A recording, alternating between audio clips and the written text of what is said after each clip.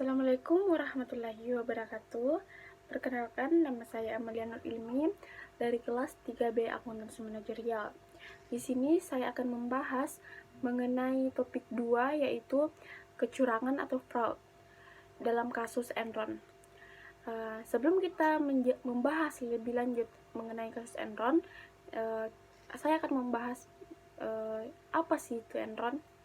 Enron adalah sebuah perusahaan energi Amerika yang berbasis di Houston, Texas, Amerika Serikat. Perusahaan ini didirikan pada tahun 1930 sebagai Northern Natural Gas. Enron Corporation adalah sebuah perusahaan energi Amerika Serikat. Sebelum bangkrutnya pada akhir 2001, Enron mempekerjakan sekitar 21.000 orang pegawai dan merupakan salah satu perusahaan terkemuka di dunia dalam bidang listrik, gas alam, bubur kertas, serta komunikasi. Enron mengaku penghasilannya pada tahun 2000 berjumlah 101 miliar dolar. Pernah menjadi perusahaan terbesar ke-7 di Amerika, mereka merevolusi perdagangan dan pasar energi.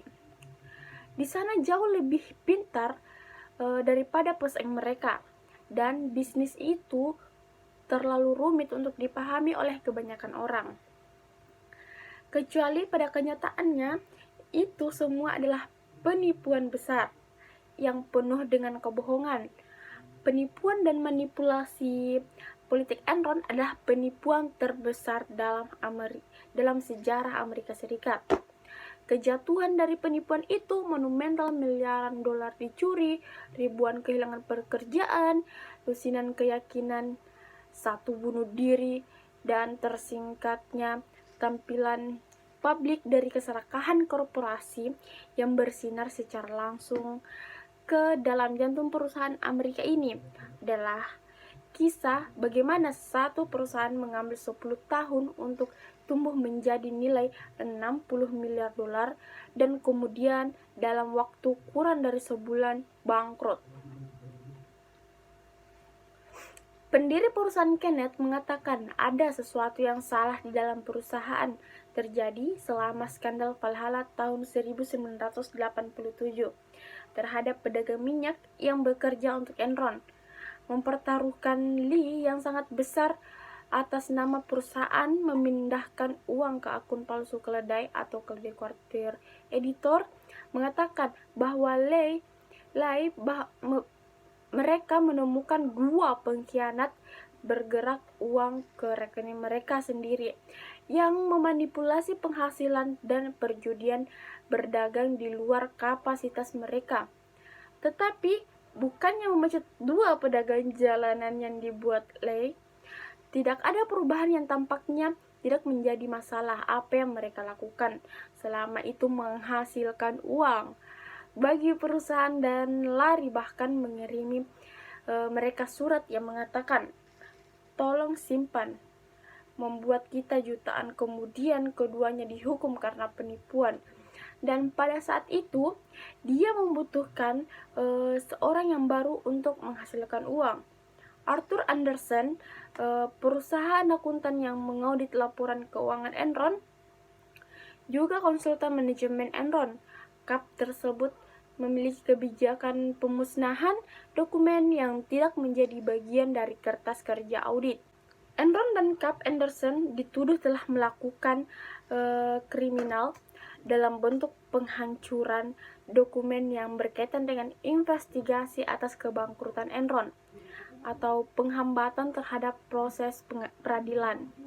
Kap Andersen diberhentikan sebagai auditor Enron pada pertengahan Juni 2002. Sementara Kap Andersen menyatakan bahwa penugasan audit oleh Enron telah berakhir pada saat Enron mengajukan proses kebangkrutan pada 2 Desember 2001. Pemerintah Amerika atau the US General Service Administration melarang Enron dan Kap Andersen untuk melakukan kontrak pekerjaan dengan lembaga pemerintahan di Amerika. Tanggal 28 Februari 2002, Kap Andersen menawarkan ganti rugi 750 juta US dollar untuk menyelesaikan berbagai gugatan hukum yang diajukan kepada Cap Anderson. Tanggal 22 Maret 2002, mantan Ketua Federal Reserve Paul Volcker yang direkrut untuk melakukan revisi terhadap praktek audit dan meningkatkan kembali citra Cap Anderson, mengusulkan agar manajemen Cap Anderson yang ada diberhentikan dan membentuk suatu komite yang diketahui oleh Paul sendiri untuk menyusun manajemen baru. Sebagai perusahaan publik, Enron diharuskan mengikuti peraturan dari SEC. Akan tetapi dalam pengawasannya SEC tidak melakukan investigasi secara mendalam atau melakukan konfirmasi ulang terhadap Enron. SEC hanya mengandalkan pada testimoni yang dibuat oleh lembaga lain seperti auditor perusahaan atau Arthur Andersen. Keruntuhan perusahaan energi Enron cukup banyak berdampak bagi dunia bisnis internasional. Akibat kebangkrutan Enron pada tahun 2001, sedikitnya 4.000 karyawan kehilangan pekerjaan. Kolapsnya Enron juga mengguncang neraca keuangan kreditornya yang telah mengucurkan miliaran dolar. Para karyawan Enron dan investor kecil-kecilan juga dirugikan karena simpanan hari tua mereka yang musnah. Sebagian besar dana pensiun dan tabungan 20.000 karyawan Enron terikat dalam saham yang kini tanpa nilai. Jadi itulah tadi kasus mengenai fraud atau kecurangan kasus Enron. Sekian dari saya. Wassalamualaikum warahmatullahi wabarakatuh.